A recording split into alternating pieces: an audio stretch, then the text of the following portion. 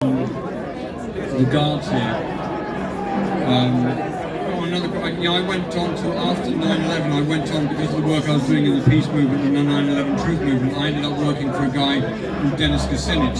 So he was running for president as a US congressman, and he's still around today. So I got on very well with Dennis. I try to help him understand, but he's still kind of gatekeeping the truth. But Dennis is a good guy. Dennis Kucinich rhymes with spinach.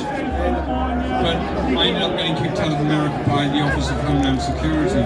But the sites that I give our Irish police, our Irish guards and the Irish Defence Force are unz.com. It's a guy from Palo Alto where I used to live, a Jewish guy. It's called the UN's Review, but the website is unz.com. So our Irish police know this website. The other essential one is called veteranstoday.com. That's a guy called Gordon Duff from the intelligence community. So veteranstoday.com is extremely important. And also a guy I've been chatting with for the last 20 years, a Canadian, a Jewish guy from Canada.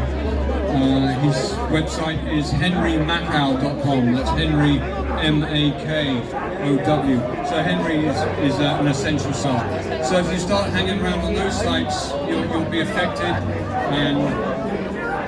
And I think the other great book on the reason why a multicultural, multi-religious, multi-racial, multi-degeneracy society is a bad idea, one that they're engineering for us, put by the Harvard professor Robert Putnam.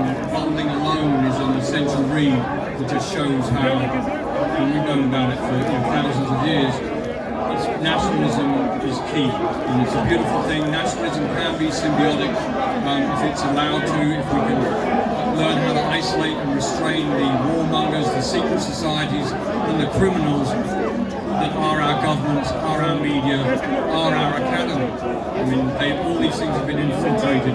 And if you want to know how they do it, familiarize yourself with the subject of biological Leninism. That's how they destroy a nation. It's very, very important, and you can get that online. So much more stuff. My mind's a bit less. But yeah, so we're winning. So we mustn't be on the back foot. We've got a lot of the guards on our side. We've got a lot of militaries around the world. Ireland should be promoting a peace conference. What's happening in Ukraine is totally rigged by the neoconservatives. In this instance, Putin is right to have done what he's done, but it all started in 2014. But it was shaped long before then when Nikita Khrushchev, who was a Trotskyist, one of the last remaining ones, but he cut off Western Russia and made it Eastern Ukraine. And so it's pretty easy to reverse engineer how we got here. And I've got great Ukrainian friends who agree with me, and my Nigerian friends know that Nigeria really is 4 countries. And so yeah, there need to be many, many more countries. But we need the wise and the virtuous to occupy all the institutions of our states all over the world. Once you get the wise and virtuous people at the top,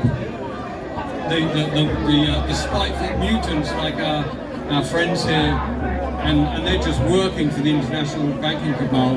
So they are paid by the international banking cabal.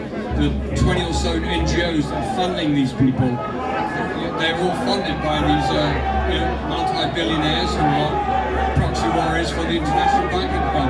It's so easy to reverse engineer how we got here, and the way out is a wise and virtuous nationalism. And Ireland has to lead the way, because we've been under the boot of the international banking cabal longer than any nation on the planet, and we as a nation have never invaded anyone. That's it. Yes. Thank you. Thank you.